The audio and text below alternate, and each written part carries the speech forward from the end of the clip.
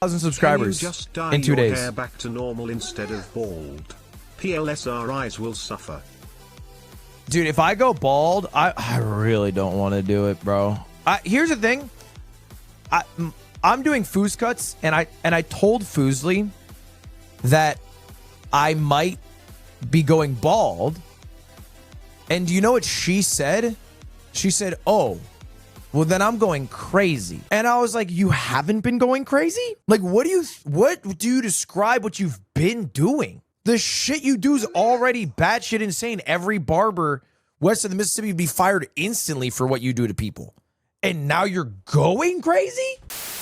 Last night was Tarik's birthday. I guess yesterday. The whole day was Tarik's birthday, right? It's not just tonight. Yesterday was Tarik's birthday. And if you didn't watch, I wasn't live yesterday, but I did appear on someone's stream playing Valorant for Tarik's birthday. He did like a 10-man in-house, and I showed up on the stream for a bit to play with him. And that's how Fuscut ended up on the wheel, because I lost a bet, and now I have to get a Fuscut. Anyway, when the whole in-house was wrapping up, they were talking about going out to dinner. And I was and they all, like, everyone in the 10-man in-house knew about the dinner. Everybody knew about it. Everybody was like, yeah, we got the dinner later. And Tarik's like, oh yeah, the dinner. And I didn't know about the dinner. Right? And most people in this situation might be like, oh, okay, all right, I gotta go. I don't do that. I go, damn, the dinner. I'm freaking hungry. Man, my only plans tonight were to eat freaking Taco Bell, so I would love to go out a better dinner than that, seriously. And I begged for an invite. And you know what they all did? They all go, yeah, okay, and then say nothing. So I hang up, and then I eat a banh mi. I actually didn't get Taco Bell. I ate a banh mi. Okay. Then I get a call. I get a call from Tarik at, and I'm just going to make sure I'm right about this. I get a call from Tarik at 8:39. And he I don't answer because I was busy. Then I get a text saying, come to dinner, all caps, now. That's what he said. Come to dinner now. Dinner was at 8:30. Yeah, you guys already know. The dinner reservation was for 8:30. I got a call at 8:39. And I'm like, this doesn't count as an invitation, by the way. I got to fucking drive over. But, you know, I'm thinking to myself, the last time Tarik asked me to dinner, I was a real pain in the ass. I said no. So I said, you know what? I'll come through. So I drive through. I get there. When I get there, there's like 7, 8 people. I don't know. There's like a full table. There's one spot that's kind of open that's filled with a bunch of trash. And they all turn. They go, Ludwig? That's the reaction. Ludwig? Like, what are you doing here? Like, you saw your teacher at a grocery store after school. And I was like, yeah. You're my man. I was invited. Tarik's like, oh, I didn't think you would come. Again, not what you want to hear. Not what you want to hear from someone. And then, as I'm sitting down, the check arrives. Dinner's over. Dinner's over. They're looking at me like I'm a crazy person, paying the check. And within about 15 minutes of being there, we get up and walk out. And I'm like, this is the meanest thing that has happened to me in a while. Later on in the story, it will be the second meanest thing that has happened to me in a while. Because after dinner, you know, they're like, yo, you know what sounds lit right now? Karaoke. And me, with the vocal chops that I have, award-winning album, the new Mariah Carey of the 21st century, I'm like, yes, sir. Sign me up. They not like us. You get me? Sign me up. I'm going to go crazy there. But the big caveat is they all Ubered. I drove. Now, karaoke is generally a drinking activity. Right? You get a private room. You have the karaoke thing. You get some drinks flowing. I drove. So I'm not drinking, okay? I'm babysitting a damn water in one beer to look cool to cheers it. That's it. While everyone else is getting drunk. Now, frankly, I actually don't even care because I like I don't have this mental block. I don't mind singing sober as hell at the karaoke bar as if I'm drunk. I don't mind. Welcome to the Black Parade comes on. I might as well be drunk. Okay? So I'm having a great time singing. I'm having a great time. Okay? We booked the room for 2 hours. It's going so well, they're like extended an hour.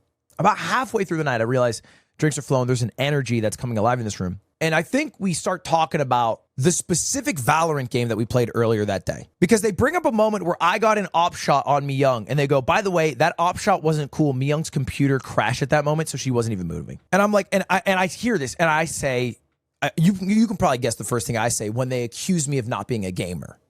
Because that's what it was. They were basically saying, you're not a gamer. This op shot you hit wasn't even cool. And I was like, okay, first off, where is this coming from? Second off, you are talking to the gamer of the year. Yes, you got it, Captain. You are talking to the gamer of the year. Okay? So how about you show a little bit of respect? That was my first mistake. Because slowly everyone started calling me gamer. And then they dropped the mer. And a group of people who I didn't think had this dog in them just started calling me gay. Okay? It doesn't help that Defying Gravity comes on and I'm killing every note. It doesn't help, but you know, it's a fantastic song. So I gotta crush my notes when they come up. So now I'm getting bullied. By the way, I'm getting bullied by people that have no business bullying me. I'm getting bullied in person, and I realize it's maybe I have sown these seeds and now I'm reaping. Okay? Sometimes you reap even when you don't sow. I know I sow these ones because I'm mean to these people online. They were mean to me in person, I think, as revenge. Okay? We're talking the Fuslies. We're talking the Miyoungs. We're talking the Yvonnes. Now, that's to be expected. What I didn't expect was Tinakitten, bro. Tinakitten, in another life, could have been the meanest human to ever exist. My lord. Just as an example, I drove Tina to the karaoke spot. My car, I don't talk about this car I have too much, but I have a Mazda Miata. Okay, it's a small, from the 90s, Mazda Miata. Looks very cute. And she gets in and she goes, wow, you like Dunkin' Donuts a lot? Because there's a bunch of Dunkin' Donuts bags on the floor. I'm like, yeah, it's okay. It's whatever. It's embarrassing, but yeah, I just like it. It's so convenient food. And she goes, wow, this car's so small. I'm like, yeah, it is small. It is small. Thank you very much. And she's like, it's so cool. You can feel every bump. And I'm like, yep, you can feel every bump. That's true. That is true. It's not really a perk, but it is true about it. My car has the pop-up headlights, but it's a little broken, so one of the headlights just winks. And she goes, that's so cool that it winks. And I'm like, that's not a feature. That's not a feature as much. Anyway, the night's wrapping up, okay? And first off, real quick aside, Tarik picks the final song because it's his birthday night. I want you to just take a guess at what he picked as the final song. And I promise you, even though there are almost 13,000 people in here right now, not one of you are going to get it correctly because he picked just the worst song you could ever pick in the world. Some of you guys are actually throwing out options that I would consider good, right? Even Tequila as a joke would have been better than this. No, you know what he did? He did 50 Cent Candy Shop. Nobody knew the words outside of the chorus. Not one person. Have a good day, Ludwig. Let's have a good week. Tarik was also low-key an asshole during this because, you know, like Fuslie's a Disney adult. Same with Yvonne. So they kept doing Disney songs. Same with Tina, right? They're all doing Disney songs like Tangled this shit and Wicked and Frozen. And every time it comes up, like he didn't even know a Mulan song. Like I'll Make a Man Out of You comes on. He goes, oh, what's this? This is that Disney movie, no? Pixar's the one that makes like the better Disney movies, no? And so I'm explaining this all to him. And at one point, he kind of like as I'm explaining, like, you know, Wicked, like the musical, he's like, oh yeah, I guess that's pretty cool if you're into that stuff.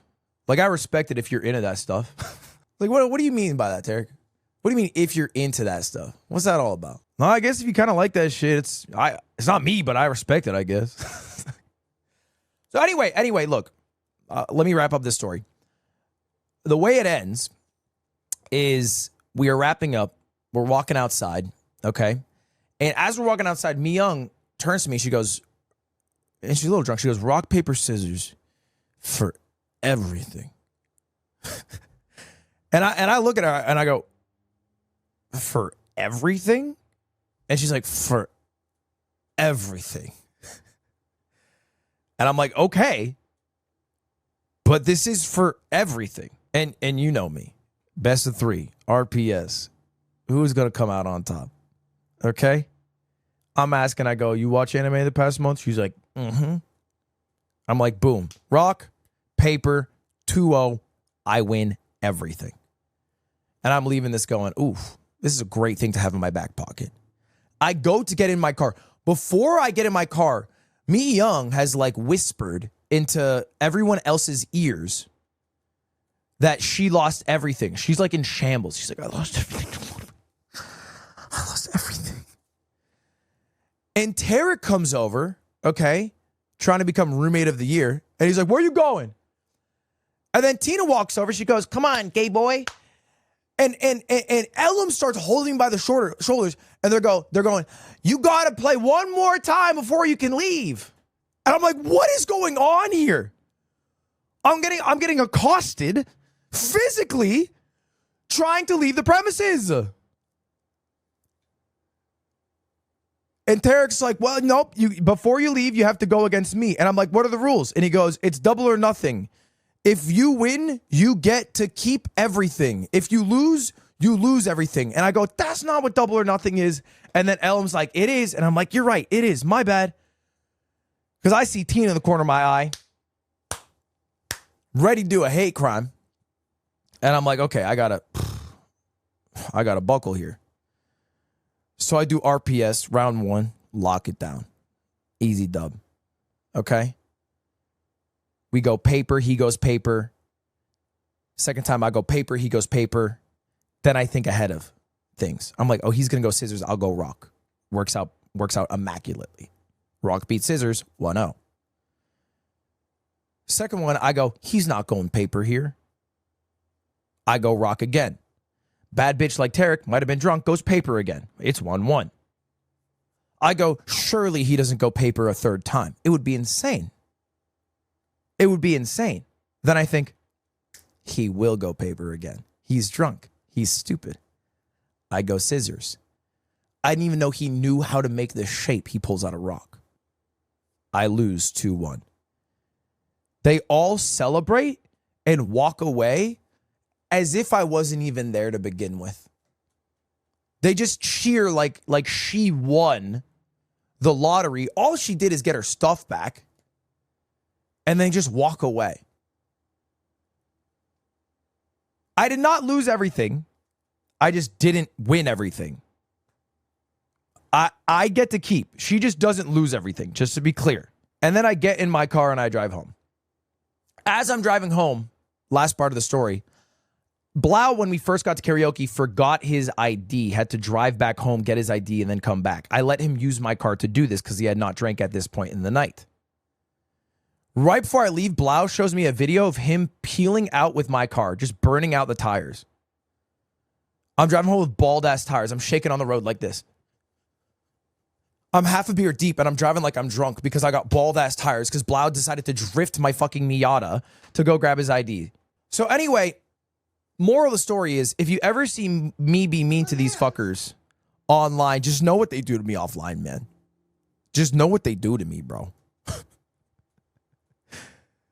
Who needs enemies with friends like these, bro?